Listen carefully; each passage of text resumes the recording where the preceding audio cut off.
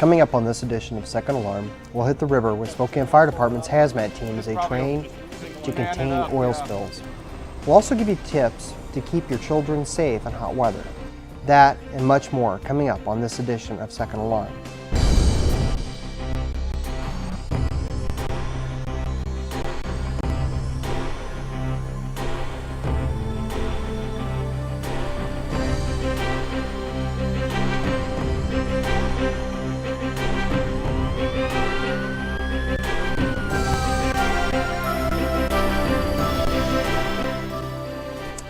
Hello and welcome to this edition of Second Alarm.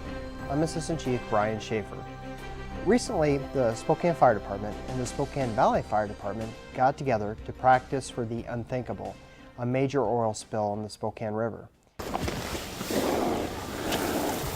That's one, boys.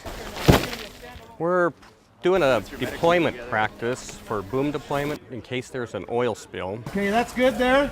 It's totally preparatory for some point in the future if a tanker should tip over and fluids are lost, oil, petroleum products are lost into the Spokane River. We have a method to gather up as much of that as we can. Okay. And there's a chain running through that bottom little section there, and it's supposed to keep the skirt down in the water, and the oil is going to pile up against, the part of this will be in the water, part of it will be above, and the oil will flow along it to our collection point. We're drilling with 4 agencies today. In this particular drill, the location is inside the Valley Fire Department's jurisdiction. And so we're working with the Valley Fire Department, Spokane Fire Department hazmat team, DOE is participating today, and a private company called Able Cleanup Technologies. It's far more than a hazmat response. We need the technical rescue guys that can deploy ropes and give us that mechanical advantage with ropes. We need the river team. They have provided us with kayakers that can go out and make hookups out on the boom for us, give us access to points on the river that we wouldn't have access to if we just had to walk out there into the water. Today's deployment was excellent. To give you an idea, it took us, when we arrived here at 1 o'clock and we spent a half hour going over safety and things like that, but actual deployment began at 1:30. And an hour and a half later at 3 o'clock we were debriefing here. So that's a very good deployment time for something of this magnitude. We've put out 600 feet of boom in this drill, which is that's a big chunk. The recent hot, dry weather means conditions throughout the inland Northwest are just right for a major wildfire. On July 15th, outdoor burning restrictions were enacted in response to the existing fire danger. Fire Marshal Lisa Jones has more. Every year in this part of the country, we experience warmer temperatures, no rainfall typically, and the conditions are just right for fires to break out. And just like a day like today where we've got the winds kicking up, it doesn't take much to set a fire off into the wildland-urban interface and potentially damage some structures. On July 15th, the regional fire jurisdictions all got together and looked at the fire conditions and decided to implement an outdoor fire restriction. It's effective at this time. We might go to a ban later in the season if fire conditions deteriorate and we get into a extremely high fire condition situation. But for the time being, the outdoor fire restriction that was established on July 15th, 2010 just covers the in-ground or on-ground campfires and campfire pits. And the reasoning behind that is typically those are the types of fires that cause the large-scale wildland fires. The Valley View Hills fire in 2008 was a result of an in-ground campfire. It was reported the folks that had that fire put it out, and the fire continued to burn into the root structure of the trees and underground, and then it surfaced at some point later, and the wind took it and just caused a lot of destruction in that area. And winds were whipping up around the whole city and the whole county, really. There were fires throughout the area here, and like I said, it doesn't take much for fire to spread under these conditions, hot, dry, windy conditions. Fire rings, in-ground and on-ground campfires, the dugout pit with rocks around it, or a metal fire ring, any of those types of fires that are in the ground or on the ground are not allowed right now with respect to the outdoor fire restriction. People can still use the outdoor portable manufactured fireplaces and fire devices and barbecue appliances.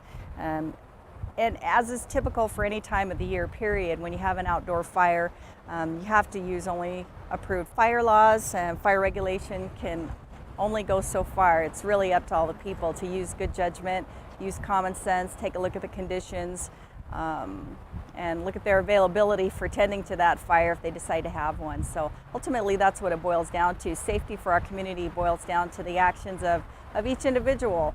Well, it's really important that people take that seriously, that responsibility to their own property, their neighbor's property, their neighborhood, and our community as a whole. Fuels: propane, natural gas, charcoal briquettes, seasoned natural dry firewood.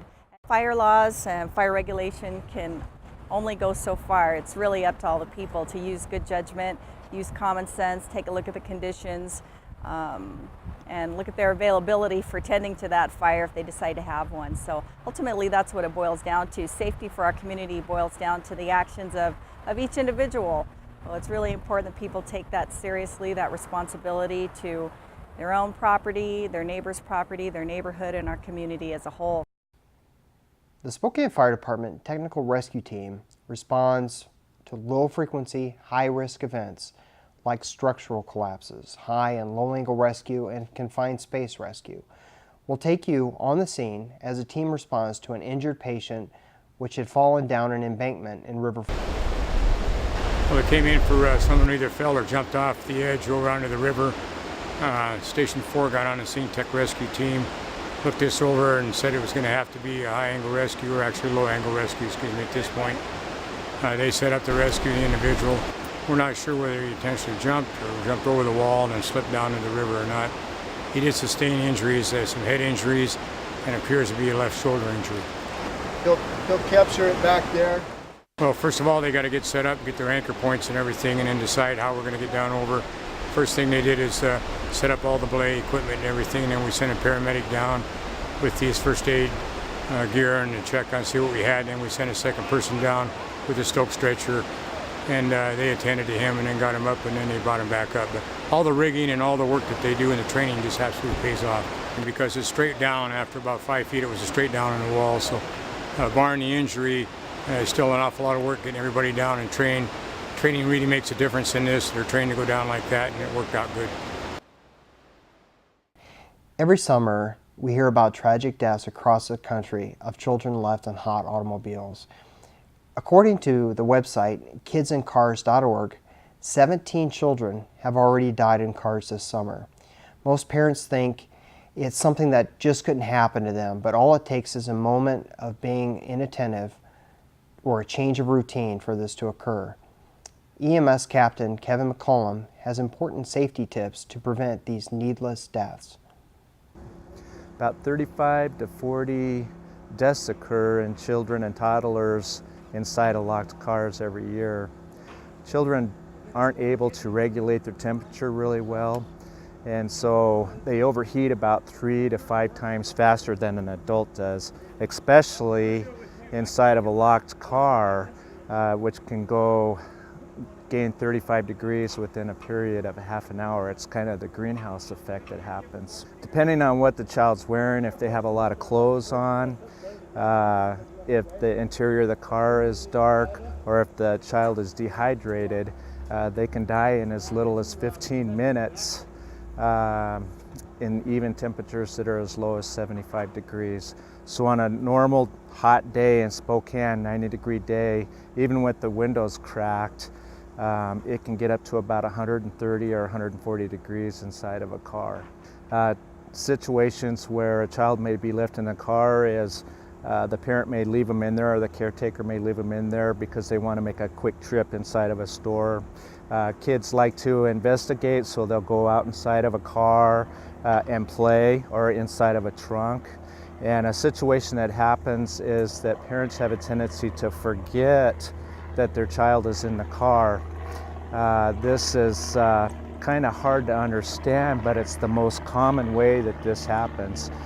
These are great parents, loving parents, safety-minded parents, but the common denominator that happens is they have a busy lifestyle, they have kids, they have their jobs, and the pattern gets broken somehow, and then they accidentally leave their kid in the car and you have a tragedy. There are several ideas that I'd like to help you to help remember to get your kid or your pet out of the car. My granddaughter reminded me to mention pets. Is that one, don't ever leave your child in the car for any amount of time. Just for short little errands inside the store, always take your child with you. If your child is lost and you can't find them around the house, check your car first, because they like to go investigate in caves and places like that, and they may be inside the car or inside the trunk. The third one is the working parent. Just like you and I, we love our kids, but we can get distracted during the day.